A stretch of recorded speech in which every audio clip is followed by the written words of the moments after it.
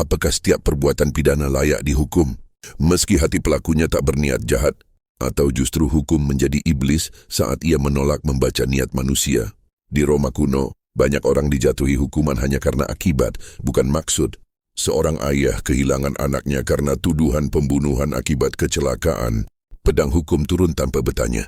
Ulpianus dan Paulus, dua juriskonsul besar Romawi, menyaksikan pengadilan dipenuhi jeritan orang tak bersalah dihukum karena hasil, bukan kehendak.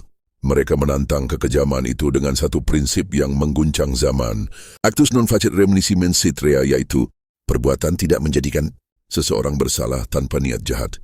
Hukum harus menembus dada manusia, bukan hanya menghitung luka. Sejak itu, keadilan tidak lagi buta total. Ia belajar membaca niat, kelalaian dan kesengajaan. Asas ini lahir dari darah. Orang tak berniat membunuh atau melanggar hukum demi membela dirinya atau bahkan membela orang yang sangat dicintainya, yaitu keluarganya, kakek, nenek, ayahnya dan ibunya atau anaknya yang dimana saat itu dia dihadapkan oleh satu pilihan, atau harus melindungi. Ia tidak memaafkan kejahatan tapi harus melindungi kemanusiaan.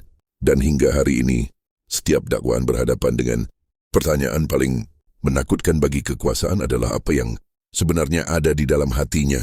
Mungkin kamu sering mendengar seorang nenek tua renta mencuri setangkai ubi demi memperpanjang hidupnya yang sedang kelaparan atau hendak memberikan cucunya makan agar tidak kelaparan, namun harus mendekam di penjara bertahun-tahun demi mempertanggungjawabkan perbuatannya, atau orang yang tidak sengaja membunuh perampok sadis bersenjata dalam keadaan terpaksa karena ingin mengambil harta dan nyawanya, namun mereka tetap di penjara dengan alasan hukum harus ditegakkan.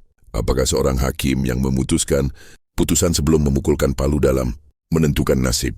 Seseorang harusnya berkata, "Demi Allah dan Tuhan yang Maha Kuasa aku bersumpah," memutuskan ini dengan penuh pertimbangan dan hati nurani yang tulus dan bijak.